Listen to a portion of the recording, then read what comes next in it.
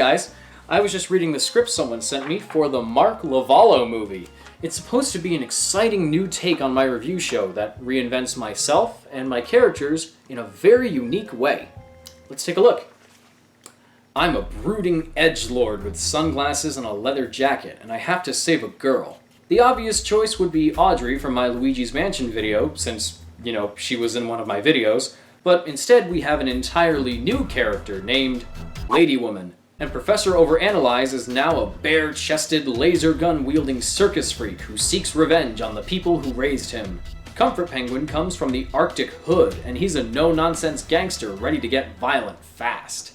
Then there's the Nabbit, who's a frog. Ribbit. Hey, he said the thing! But he belongs to Evil Santa, who's a big-time crime boss that's quick to find and destroy anyone who does him wrong. Wow! This has nothing to do with my review show. Who wrote this?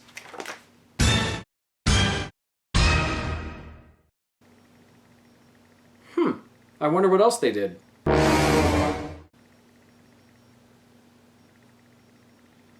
I don't know whether to feel honored, insulted, or both. Actually, I've been meaning to do a video on that movie for some time, but why would I consider doing it now? So, what do you think? Do you think reviewing the Super Mario Brothers movie is a good idea? After you get the dickhead that keeps stealing all my jokes. Hey, Johnny! It's, I'm a big fan of yours, and, you always make such great content. Here, could you hold this for us? No problem. Thanks very much. Coward! Coward! Coward! Oh, yeah. I never did get that camera back.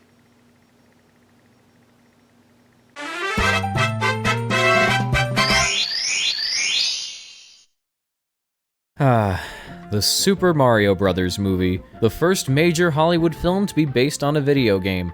There have been movies made about video games in the past, like War Games and The Wizard, and there was even an animated Super Mario Brothers movie in Japan called The Great Mission to Rescue Princess Peach, released 7 years earlier. But this was really the first of its kind. And unfortunately, it was plagued with problems, not just with the quality of the movie itself, but also in terms of production. The Gaming Historian has a brilliant video on his channel that covers it in extensive detail, and I highly recommend you check it out. But just to give you an idea on what it involves, there were constant script rewrites, most of which were done during filming. The producers wanted it to be dark, studio executives wanted it to be lighthearted, the directors contradicted each other and were even locked out of the editing room at one point. All of this while the actors were either struggling to make sense of any of this, or just drinking through their stress. And it certainly wasn't apple juice, I'll tell you what. Somehow, through all the trials and tribulations, a movie was made. And it bombed big time.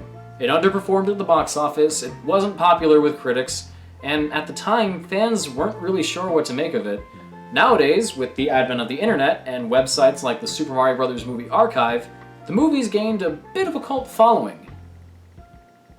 And I am a part of it. I first found out about the movie during my earliest days of YouTube, probably 2007 or 2008.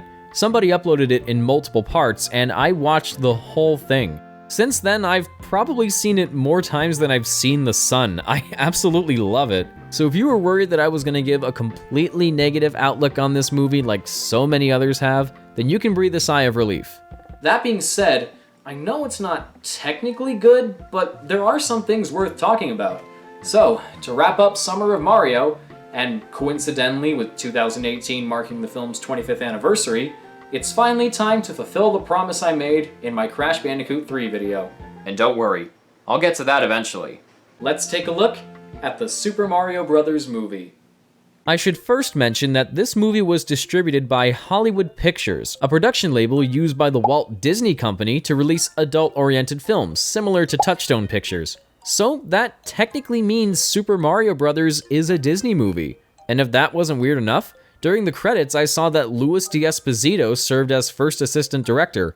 A quick IMDb search confirmed that it's the same Louis D'Esposito who currently serves as co-president of Marvel Studios, another Disney-owned subsidiary. I guess Mr. Despacito prefers working with licensed properties. And Disney, apparently. But isn't that interesting? Wait, what's his name again? Luis, Despacito. Alright, so the movie starts by playing the original Super Mario Bros. Music. It's not an updated orchestral version of the song, it's exactly the same as it is in the NES game.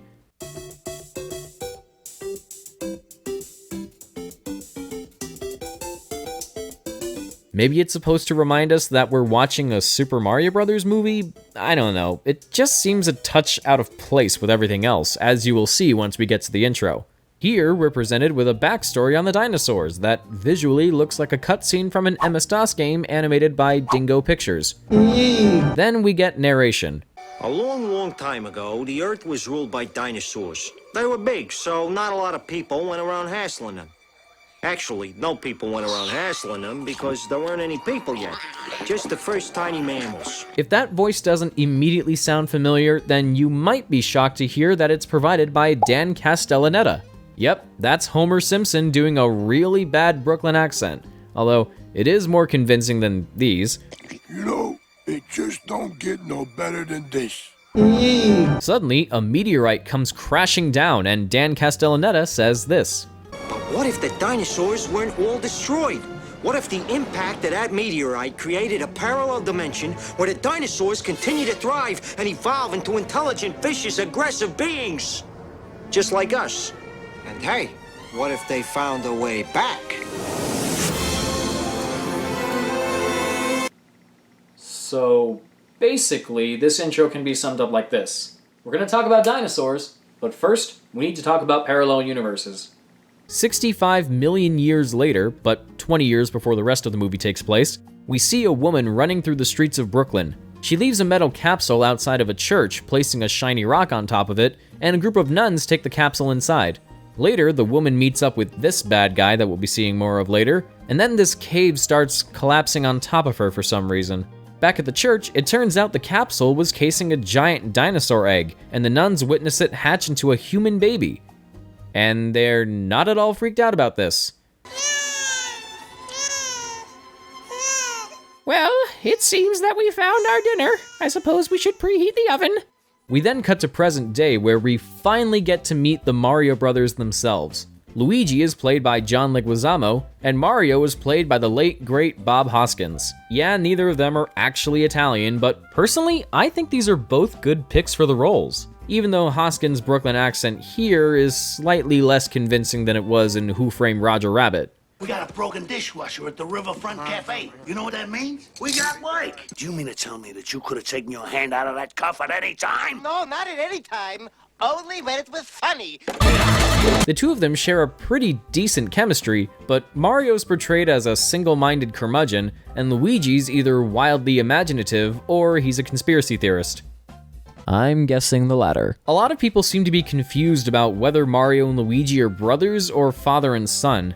Well, Mario never explicitly calls Luigi his son, and Luigi likens Mario to a parent, so I think the dynamic between them is supposed to be that their parents died when Luigi was younger, because he mentions that he never knew his biological parents. So Mario had to take care of him, and that's why he sort of acts like a father figure. Makes sense to me. But one thing's for sure, they are definitely plumbers. Yep, they nail this part on the head like a stake through Dracula's butt cheek. Speaking of which, they're called to fix a broken dishwasher, but their rival, Scapelli, gets there first.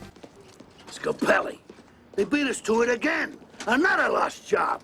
Wait, didn't Mario say earlier that they were supposed to go to a cafe? So why is he so upset about Scapelli beating them to a construction site? This isn't where they're even supposed to go.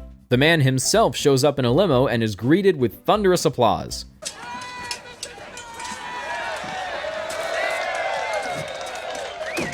Wow, people must be really passionate about construction. A group of university students is searching for fossils here, and one of them approaches Scapelli. Look like a smart girl. I'll bet you'll be done by tonight. You know, a lot of girls have been going missing in Brooklyn lately. I'd be careful. What's this? A corporate mogul that acts like a criminal in New York City? Gotta give him points for accuracy. By the way, this is Daisy, played by Samantha Mathis. Spoiler alert, she's the princess in this movie. Not Peach, Daisy from Super Mario Land. And later, she and Luigi develop romantic feelings towards each other. This was the first time we saw something like this in anything Mario related, but now it's common for Luigi and Daisy's romance to be hinted at or referenced. Could the movie have inspired Nintendo to expand on this in their own games? Probably not, but it's a neat little coincidence. Now let's talk about these guys, Iggy and Spike. Not only do they look like Nicolas Cage and Rob Schneider if they started a punk band, but they're also Bowser's henchmen. Iggy's named after one of the Koopalings, and Spike is named after an enemy in Super Mario Bros. 3 that's commonly referred to as Fishy Boopkins by SMG4 fans. Fishy Boopkins! They've been snatching up women all over Brooklyn trying to find Daisy, but constantly screw up. Why? Because they're idiots. That's all you need to know. They find Daisy by the sidewalk, and Spike goes to get her. Look at the way this kid is walking. It's like the directors told him to act natural, and this is what he thinks acting natural means. I'm normal! Daisy makes a phone call to the university, and Mario gets Luigi to talk to her. After they take her back to the construction site, Luigi invites her to have dinner with him. They go to, of course, an Italian restaurant, and Mario is joined by a woman named Daniela, who's basically Pauline, only not. Wow, there were dinosaurs in Brooklyn? Relax, Luigi. There used to be Dodgers here, too. Okay, that was a pretty good joke. Later that night, Luigi and Daisy go back to the construction site to look at bones that were dug up. Look at this one. The way the bones fit here, and the opposable thumb. It's almost as if he was a monster trying to be a human being. Oh, so it's Jake and Logan Paul's ancestor. Before they can have a romantic moment together, Scapelli's men come running out after attempting to flood the site. What did they do? What do you got down there? Luigi, how many times have I told you, use your words? They get Mario's help, and he and Luigi work together to fix the pipes. Meanwhile, we see Iggy and Spike wandering through a cave, and we get a moment of them pretending to be confused high school students in the middle of math class. 0 for 5, 0 for 5. What percent is that? I don't know. Let me think. I don't know. But they eventually find our heroes and grab Daisy, with Mario and Luigi following soon after. Oh my god. They jump through a hidden portal in the side of a rock, and this brings us to one of the trippiest sequences in the entire movie.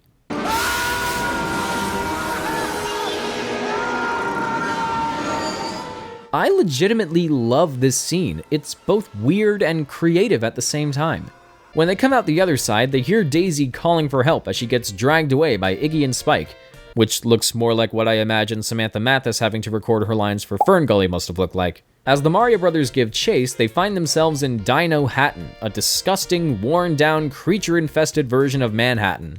And now let's finally take a look at our big bad guy for this movie, Bowser, or King Koopa, played by the late Dennis Hopper. Koopa not only serves as the president of Dino Hatton, but he's also a self-absorbed, narcissistic, germophobic tyrant with ridiculous hair who wears suits, has mindless lackeys working for him, and wants to take over the world.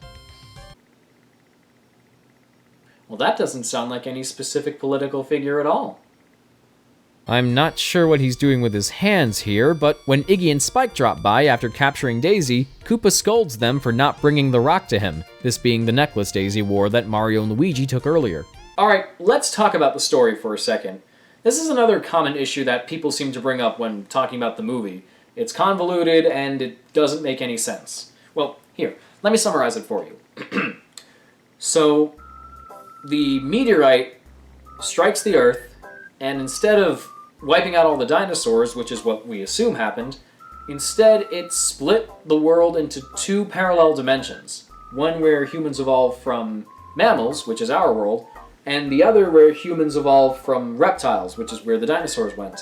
Now, Koopa comes in, turns the king of the dinosaur world into Fungus, and takes it over. Then he hatches a plan to merge both dimensions together so that he can de-evolve the mammals back into monkeys, because that's how it works, and then take over both worlds. But in order to do that, he has to insert a piece of the meteorite back into the rock, and in order to do that, he has to capture Princess Daisy because she wears it around her neck, and she's the only one that can actually put the rock in, because apparently only she can withstand the power of the merge, and then Mario and Luigi have to go and save her. Ultimately, the plot of the Super Mario Bros. Movie is kind of like the plot to Kingdom Hearts. It's difficult to explain, but when you actually see it for yourself, it's not that hard to follow. Anyway, Koopa puts out a plumber alert. Is that just something they have at all times? And offers a reward to anyone who can bring him the Mario Brothers. This old lady takes a crack at him, but then this even bigger lady comes in and throws her over the rail, causing her to turn into an obvious dummy. The big lady takes the rock and jumps away with it, but why doesn't she use this opportunity to turn Mario and Luigi in? Does she just not care about the money, or was she not paying attention to the plumber alert that was put out? Understandably, the guys are bummed about getting the rock stolen. I mean, I would be too if Helen from Drake and Josh came up to me in a spiky red one piece and mugged me. But that is not her job! So the two of them sit around until they're approached by a musician named Toad. Yep, that's supposed to be Toad, a guitar-playing hippie with hair that looks like it's being flushed down a toilet. But I admire his musical abilities. Ain't got no water anywhere. Food's bad, so's the air. Got no resources in a great big stupor. All because of the evil King Koopa. Well, it's a good thing the police just happened to be driving by. Otherwise, we could have had 90s Bob Dylan here play us another tune. He and the Mario Brothers get taken away, and this leads us to probably one of the film's most infamous scenes. Name? Mario. Last name? Mario. Okay, what's your name? Luigi. Luigi? No, Luigi Mario. Okay, look, how many Marios are there between the two of you? There's three. It's Mario and Luigi Mario. You know what? That never crossed my mind until the first time I saw this movie. I mean, why else would they call themselves the Mario Brothers? I don't get how that's so hard to believe. I think it makes sense. The only thing I find weird about this scene is everything that's happening around them. Like, why is this woman digging her heel into this guy's shoulder? And what the heck is going on in the background? So after that, we see Mario and Luigi go through the process of being defungused. They get blue Powerade poured on top of them, these guys blow some smoke into their pants, and they get mugshots taken with cameras that resemble machine guns because they can. Then we see them locked in a cage right underneath where Toad is kept, and here he explains the split in their dimensions and how exactly Koopa came to power. You know, according to history, a long time ago, big meteorite came and blasted our universes into parallel dimensions. You know, all that fungus out there, that's our old king. It's true. And he's been de-evolved. That's right, he's been de-evolved into fungus. Then, everything changed when the Koopa Nation attacked. Later, we see them get taken to a chamber where King Koopa gives a lesson on the process of de-evolution, while Toad is strapped to a chair and being put through this process. Koopa, you're a lousy leader! I guess this was a no acting day for the cast? Well, who am I kidding? Every day was a no acting day for this cast, let's be honest. You may think of evolution as an upward process. Things evolve from primeval slime, up to single-cell organisms, up to intelligent life. De-evolution, of course, works the opposite way. Back to simpler forms. Alright, I'm not gonna lie, this actually sounds pretty cool. But how could they possibly make it cooler? Okay, I'm officially sold. Honestly though, the visual effects in general are all done pretty well. Some CG is a bit primitive by today's standards, but most of it still holds up. There are even some really impressive practical effects, from the explosions to the use of animatronics for creatures like the dinosaurs. That's another thing about this movie. The 80s and 90s really liked dinosaurs, and Super Mario Bros. Was released at the height of their popularity. But guess which other dinosaur movie came out just a few weeks later?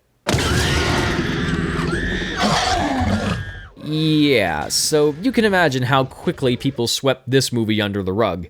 But let's get it back out because we still need to finish reviewing it. Toad gets turned into what the film considers to be a Goomba, a 7-foot-tall freak of nature with a big body and a tiny head, as opposed to the Goombas from the game that were roughly 2 feet high with tiny bodies and big heads. With everything being so drastically different from the game, I actually kinda like the Goombas' designs here. The animatronics used to control their faces are, for the most part, pretty convincing, and legendary voice actor Frank Welker does their voices, along with the other creatures in the movie. Plus, they still give Toad the harmonica. I don't know why they would do that, but it's just funny. So Mario and Luigi push Koopa into the chair, Luigi pelvic thrust this cop to death, and they make their escape by swinging on this hook track thing. The prisoners cheer them on, but this woman is way too excited about this. Why is she so excited about this? She should really be like, yeah, 2 guys I don't know are escaping and I'm still locked in this cage! Wait.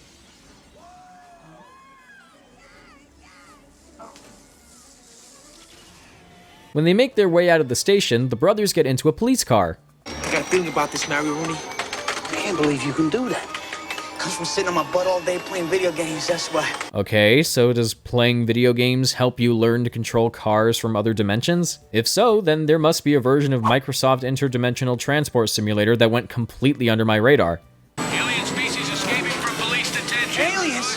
Well, we gotta deal with aliens too? Luigi, we're the aliens. We are? Whoa, cool! There's something I was always confused about. How could anyone be able to tell that Mario and Luigi were alien to this dimension? They look no different from some other people that live here. Oh well, at least we're given this cool car chase.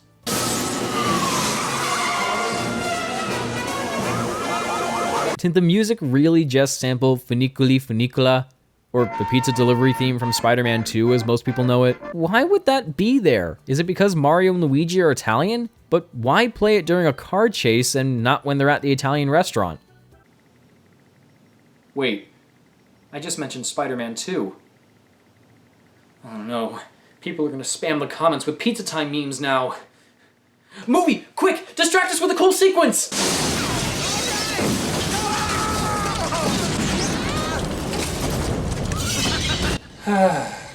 Much better. Honestly though, even if you hate this movie with a burning passion, you've got to admit this is a pretty cool scene. Real cars piling up, real flamethrowers being fired at one another, and topped off with a massive bang. It's not what I would imagine when I think of Super Mario Brothers, but I always enjoy a good practical explosion more than a digital one. So after that awesomeness, Luigi tells Mario to go to the parkway, but he takes the tunnel instead, which is actually what Luigi was hoping for. You said the parkway. I know, but I wanted the tunnel, so I said parkway, because then you go the opposite way I suggested. Clever girl. Back at Koopa's tower, Iggy and Spike tell their germophobic leader that the Mario brothers have escaped. Wait, if he's a germaphobe, then why is he taking a mud bath? Do you know what I love about mud? It's clean and it's dirty at the same time. No, it's not. At this point, Koopa notices just how bumbling his cousins are. Yeah, Iggy and Spike are his cousins. I guess I forgot to mention that part. So he decides to use that de-evolution machine we saw Toad get put in earlier to make them smarter. I'm surprised he didn't think of doing that before, what with them constantly kidnapping women and not bringing the right one. And I'm pretty sure Dennis Hopper just farted in that mud bath. So Spike gets strapped into the chair, Iggy makes some remarks that have a nice trip. See you next fall. Don't relate to this scenario whatsoever, and Spike's brain capacity evolves tremendously. Hey, Nathan, do you know what the square root of 26,481 is? What are you talking about? 191. You know, I can see why people claim this movie is so inaccurate. I mean, how did they get that detail so wrong so badly? Everyone knows that 191 is clearly the square root of 36,481. I mean, it's just so obvious. Anyway, we cut back to the Mario brothers wandering through the desert with some shirtless Luigi action for all the fangirls and selected others to enjoy. Then we see Daisy all dolled up in a new pink dress and Blanche from Golden Girl's hairstyle, and here we're introduced to the movie's version of Yoshi, probably the only character who makes the most faithful transition from game to film. Yoshi in Super Mario World is essentially nothing more than a dinosaur, and that's pretty much what he is here. But God, just seeing him in this movie really makes me appreciate practical effects a lot more. Yoshi's done entirely through animatronics, and for as much of a bad rep this movie gets, once again, I've got to give kudos to the effects team because he looks really good. Also, in Super Mario World, Yoshis are trapped in eggs all over Dinosaur Land by Bowser and his minions. It seems that the movie kind of mirrors that by portraying Yoshi as a pet of King Koopa who's imprisoned in the tower and abused by his owner. Yeah, where do you stand on that, PETA? Back in the desert, we see Iggy and Spike spying on the Mario brothers while inside a tank dune buggy, but they can't seem to make it work. Quickly after them, cousin. I'm with you, cousin. Go forward. Down course. That ain't good. This scene could be funny, but I feel like something's missing. Oh, I know.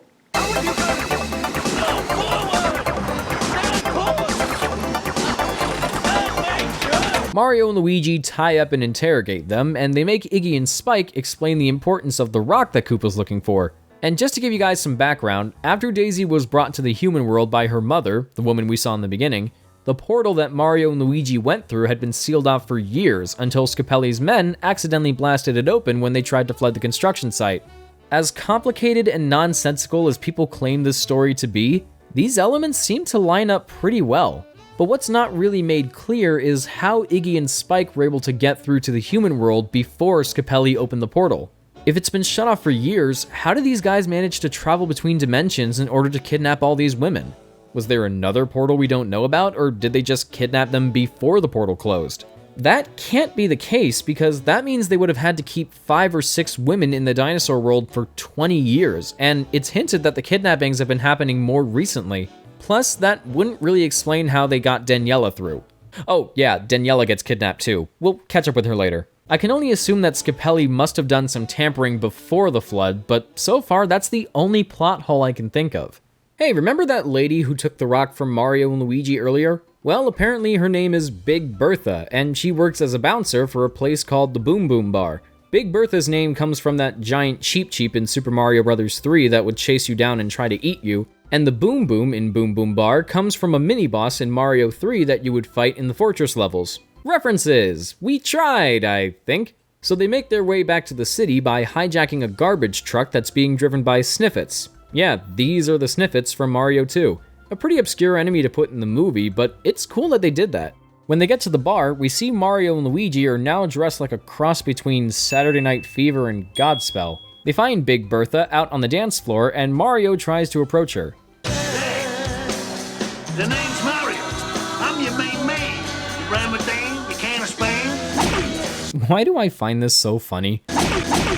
Fun fact about this scene, most of these dancers are actually stripped. You know, for the sake of keeping this PG, let's just call them undressers. Anyway, most of these dancers are actually undressers that lived in the area where this was being filmed. But things got a little too steamy on set, so the scene was toned down to keep it as a dance club.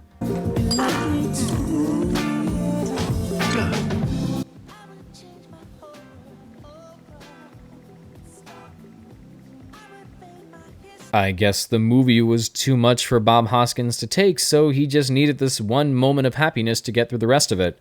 So he grabs the rock and tries to get away with it, but Koopa's henchwoman Lena comes in and takes the rock for herself. She also has a group of Goombas capture Iggy and Spike because they suddenly hate Koopa now.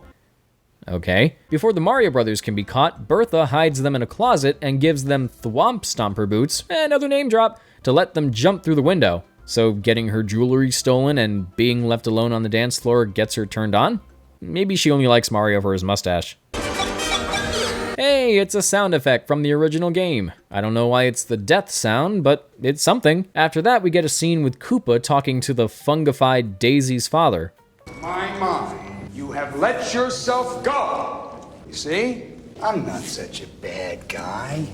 You always wanted to be everywhere? Well, now you are. One thing I haven't been showing much of is the parts where Mario and Luigi stop what they're doing to look at this fungus that sometimes gives them bob-ombs. This is the same fungus that the king was turned into, and now he's trying to help the Mario Brothers on their mission to stop Koopa. But why did he get turned into fungus? You can go ahead and choke this little mushroom kingdom all you want.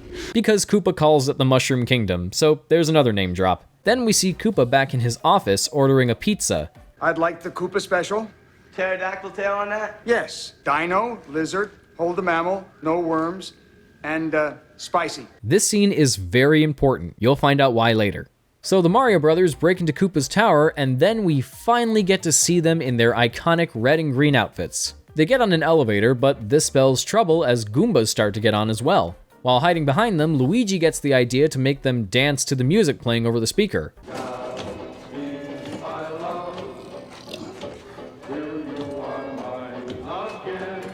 I wouldn't expect Koopa of all people to be a Frankie Yankovic fan, but who am I to judge? Polka is a respected art form. It is not a mistake! Plumbers! Speaking of Koopa, let's go see what he's up to. I still do not have the meteorite piece. I'm about to lose everything. We can talk about this later, if later even occurs. Still just Dennis Hopper being Dennis Hopper then. Well, how about Daisy? Well, she seems to be getting cozy with Yoshi, and it looks like Goomba Toad brought her some food. Everything's nice and dandy. But apparently Lena's gonna kill her using a knife she pulled out of her butt crack. Yoshi, use that long tongue of yours that the movie just remembered you had.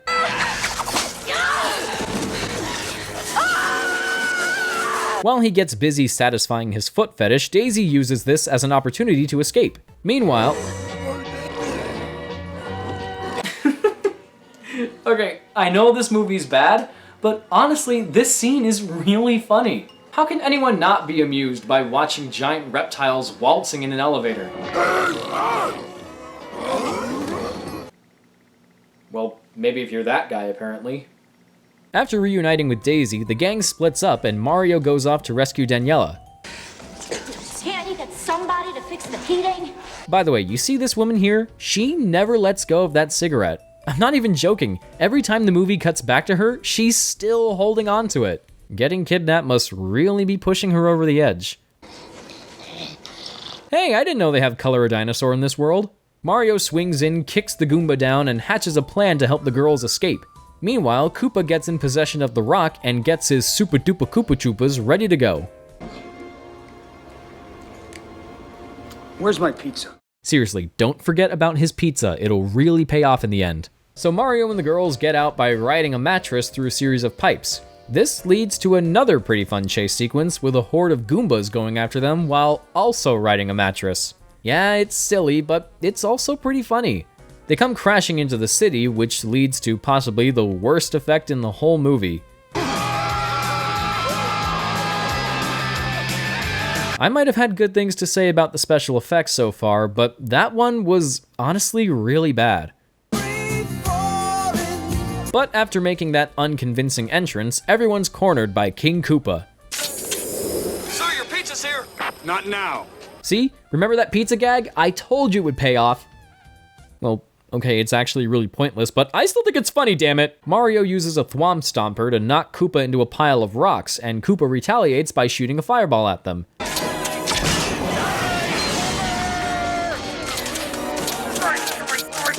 Well, now you're just being silly. Do you even know how to use that thing? That's a flamethrower, not a super soaker. Oh no! Lena crushed that guy's nose so badly it turned him into Skeletor.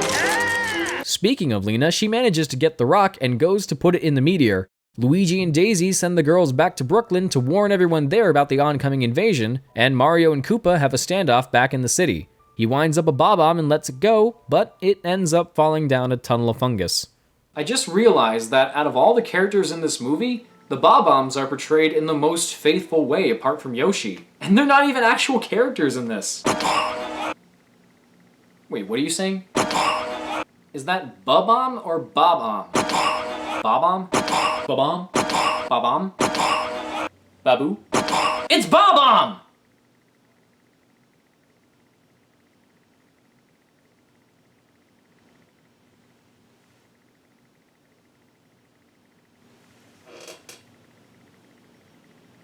So, are we done here? I'm ignoring you! Wait, what's going on now? Aw man, did Thanos wipe out half of the universe again? Luigi, I don't feel so good. I don't want to go, Luigi. So stupid. Actually, it was just Lena putting the rock into the meteor. Now the dimensions are merging, and the force is so powerful that it turns her into a skeleton. Probably payback for crushing that guy's nose earlier. While Daisy and Luigi try to get the rock out, Mario and the others appear at the construction site.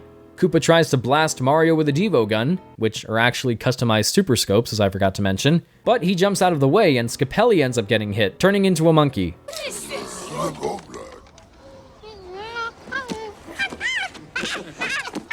Monkey! I don't even have anything to respond with. I think that clip just speaks for itself. After Mario reflects another blast with a magically growing mushroom, in the closest this movie will ever get to visually resembling the games, Daisy and Luigi manage to pull out the rock and the merge is prevented, sending everyone back to Dino Hatton. Luigi joins Mario on the bridge and the two of them fire Devo guns at Koopa, putting him through an admittedly cool-looking transformation. As this happens, the Bob-omb Mario dropped earlier, which is apparently branded by Reebok, crawls up under Koopa's feet and blows him up. The explosion sends Koopa back into that pile of rocks, and one surprisingly effective jump scare later, he bursts out as a T-Rex head, but Mario and Luigi fire their Devo guns at him once more, causing Koopa to turn into a pile of slime. Literally, not figuratively like he was before. Everyone cheers for them, and all the citizens of Dino Hatton celebrate Koopa's defeat. As for the king, well, somehow he magically turns back into a human, revealing him to be Lance Hendrickson.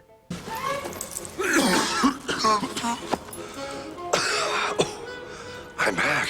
He also plays Bishop in the Alien movies, Admiral Hackett in Mass Effect, and Kerchak in Disney's Tarzan. I just thought I'd tell you that, since I'm sure most of my viewers wouldn't recognize him by name, but if you do, then you're a pretty cool guy. Or gal. Or non-binary pal. Sorry, Thomas Sanders, but I'm gonna have to steal that. No! No! Mario and Luigi make their way back to the portal, but Daisy decides to stay in her dimension so she can get to know her father and figure out what she wants to do with her life or something like that. Come on, Daisy, you know how I feel about you, right? I want to be with you. I do too, but I can't. Daisy, that was not good grammar I just heard. Come back with me, Daisy. I want to be with you. I know. I want to be with me too. Hey, you want to have hand sex? Wait, what? So she and Luigi share a tender kiss, and before he and Mario can go back, they wave goodbye to her and Yoshi. Bye, dinosaur that we haven't met at all during the course of this movie. Oh, and if you're wondering why Bob Hoskins' hand looks kinda weird, if you're not, then I'll just bring attention to it. That's because it actually got crushed on a car door during a day of shooting. He had to wear a cast, and the crew painted it pink to match his skin tone so that it wouldn't be as noticeable in the final film. I'm not exactly sure if this was one of the scenes they filmed during the time Hoskins had the cast on, but since his fingers don't move that much in this scene, I'm gonna guess and say it is. Anyway, 3 weeks later, we see Mario and Daniela are happy together, but Luigi's still bummed about leaving Daisy. His spirits are immediately lifted, however, when he sees a news story about him and Mario on TV. Amplified to the max. I'd call them the Super Mario Brothers. And only because it's what the movie is called. Did you get that, audience? Is there even anybody still in the theater? I'm so lonely. So everything seems great until... You gotta come with me, I need your help. What's wrong? You're never gonna believe this. I believe it. You do? I believe. Find out what happens in the sequel that nobody will sign on for, but will later reemerge as a fan-made webcomic that one of the original scriptwriters will actually give some input on.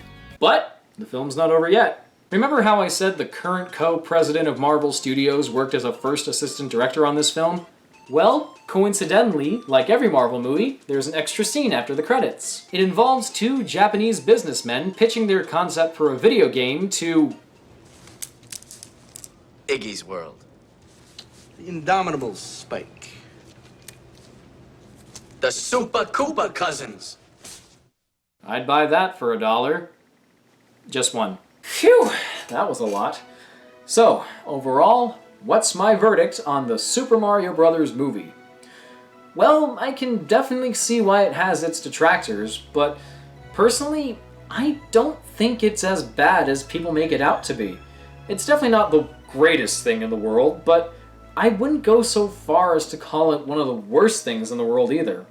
There are elements of a good movie coming through. The set pieces are nice to look at, the costumes look great, the effects are impressive, for the most part, and the cast does a pretty decent job, even with the repeatedly changing script and their troubled relationship with the directors in mind.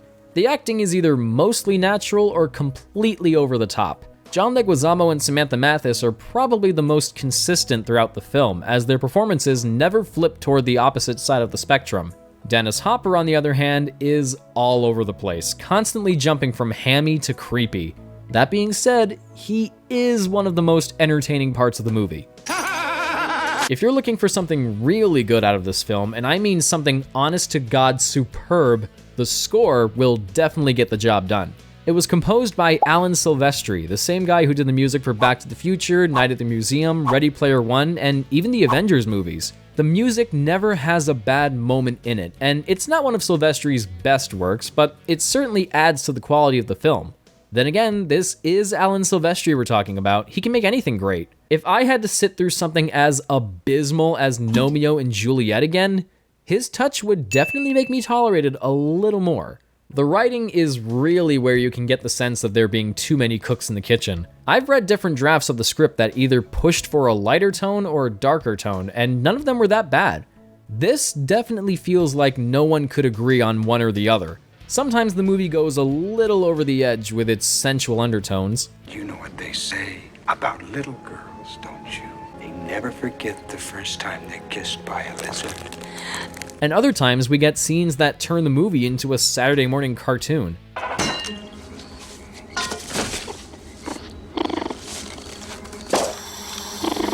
The tone might be inconsistent throughout the whole movie, but aside from that, the story has a pretty good structure. It sounds weird, sure, but there's at least a clear beginning, middle, and end. Characters have arcs, they go through some sort of development, everything connects pretty well considering how many drafts were scrambled together, and there are some genuinely funny moments, like the Goombas dancing in the elevator. A common complaint I hear about this movie is that it has nothing to do with the original games. Well, from my perspective, I think it has a little more to do with the games than people give it credit for. References to Wigglers, Hammer Brothers, Thwomps, Boom Boom, and Bonsai Bills are easy to catch, but let's think about it a little more. The manual for the original Super Mario Bros. Mentions Bowser turning the citizens of the Mushroom Kingdom into bricks and plants, and his reason for kidnapping Princess Toadstool is that she can break his spell. She has something that relates to Bowser's plan. The movie has King Koopa turning people into Goombas to include them in his army, and he kidnaps Princess Daisy because she has something he wants. I don't know if that was intentional or a coincidence, but you can't deny how eerily similar it sounds. He also transforms the king into Fungus, and he turns back into a human after Koopa's defeated. Doesn't that sound a lot like Super Mario Bros. 3 when the kings of each world are turned into different animals and then turn back into normal after the Koopalings are defeated? Mario and Koopa have an encounter on a metal bridge just like in the first game, and doesn't this scene of Mario and a monkey at a construction site remind you of the first Donkey Kong game? Again, these could all be coincidental, but surely you must see the connections. I do see them. And don't call me Shirley. But yeah, stylistically, it's nothing like the Mario games. At the time this movie came out, however, other properties were being given a dark and edgy makeover too, the biggest example being Batman with the first Tim Burton movie. I think the reason why people think it doesn't work for Super Mario Bros. Is because, while people have different ideas on what Batman should be, everyone seems to perceive Mario as bright and colorful, and the idea of anyone interpreting it in a way that's not that just sounds ridiculous. While I would normally agree with that philosophy, I'm personally fine with a gritty version of Mario as long as it's done in a unique and inventive way. And for me, this is the best way a gritty Mario could have possibly been done. The Super Mario Bros. Movie can best be classified as an experimental product of the early 90s. I still thoroughly enjoy it even with its flaws, and its effect on the film industry can still be felt today. Whether for better or worse is up to you. This movie is a guilty pleasure of mine, and at the same time, there's plenty of good things going for it that I think really make it worth watching. But I guess the outcome scarred Nintendo so badly that it's made them never want to make another movie again. Until now! Just 2 years ago, Nintendo announced that they were finally going to be breaking into the movie business, and a few months back they entered a deal with Illumination to co-produce an animated Super Mario Bros. Movie. I'm not sure if this will ever come to fruition, but I really hope it does. Even though I'm personally not a fan of Illumination's work, and I don't think they were the best choice for this project, like, at all, the idea of Nintendo and Shigeru Miyamoto being directly involved in its production does give me some hope, and I'm interested in seeing how it turns out. I apologize if this review seemed all over the place, but that's basically the Super Mario Bros. Movie in a nutshell. Now I'd like to take this opportunity to plug the Super Mario Bros. Movie Archive and the Super Mario Bros. Sequel comic. I've been following these sites for years, and they've really done a good job at keeping interest in the film alive. If you're curious to read alternate drafts of the script or see how the story continues, then I recommend you check them out. Finally, since this is my last Summer of Mario video for the year, and yes, I know summer is over, but summer is just in the name, so don't get funny with me in the comments. Some friends and I would like to wish you all a happy Summer of Mario. Hey guys, Nintendrew here. Happy Summer of Mario. Happy Summer of Mario. Happy Summer of Mario, everyone. Kirby's better, but what are you gonna do? Happy Summer of Mario. Happy Summer of Mario, everybody! Wait a minute. What am I doing here? I don't know. I should be home. What? Okay, that was weird, but thank you all so much for tuning in. I hope you enjoyed this series, and I hope we get to do some even bigger stuff for next year's Summer of Mario.